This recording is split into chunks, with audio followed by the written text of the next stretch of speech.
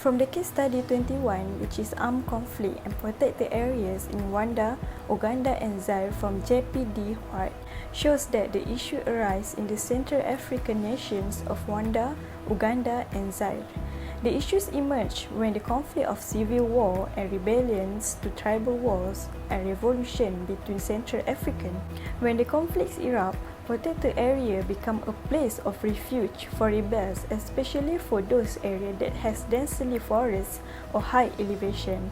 Protected area often come under political fire from their opponents as well as military fire during the conflict. The conflict happens in civil war and rebellions to tribal wars and revolutions directly pose a threat to protected areas including the animals there. This is because during the war, they made protected areas as refuge for rebels.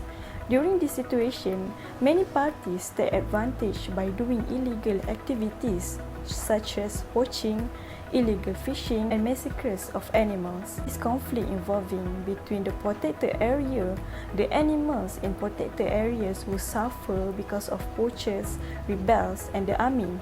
The history of conflict in Central Africa has shown that even the army or politician could not stop the situation.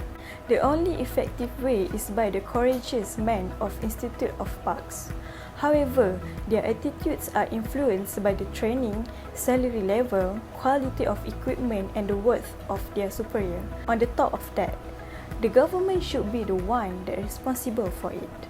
By the history of conflict in Central Africa, it shows that the person who are responsible to preserve and protect the protected area is themselves. Because of the conflict including the rebels and war happened, various parties involved.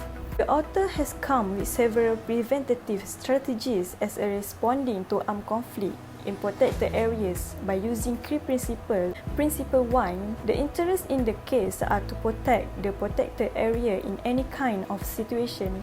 It is to ensure that the conflict occurs does not involve protected area, including the animals in those areas. The interest shown by the author in order to responding to armed conflict is to protect the protected areas from being destroyed by the war. Hence, the position that could serve the interest involving the main Institute of Park, which is guard and park personnel. First, improve training and development of park personnel to develop loyalty and motivation. Second, their salary level and the quality of equipment are improving. Moreover, developing a collaborative relationship between park authorities and the military for protection. All of the suggestions are made from the author, which he acts as a stakeholder, and it involving the park personnel, community, army, and more. In order to involve all significantly affected stakeholders in a fair and respectful process involving the government, army, communities, and park personnel to work together with the suggestion by the author, the government has the power of position to influence the conflict happen, the power of knowledge from the author regarding the impact of conflict to protect the area. Moreover, the army as armed individual have coercive physical power to protect the protected area from illegal activities. On this case study, the author has not stated either the conflict already resolved or not. However, the author has expressed his views on which individuals can change the fate of the protected area. Since no solution is done systematically, then I submit a framework of resolution based on the situation that occurs as well as the recommendation given by the author. First, the issue regarding armed conflict that involve protected area should be controlled by the government, who are responsible to approach the issue by listing the solution. All agencies and the government need to come with the solution. Second, the assessment on the issue was made by the suggestion, discussion, decision and action was taken.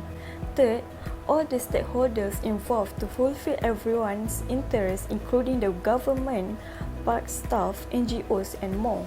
The result of communication and discussion within the stakeholder were made to reach an agreement between them. Lastly, the government agreed to work with all the stakeholders so that the management of protected area is organized and systematic.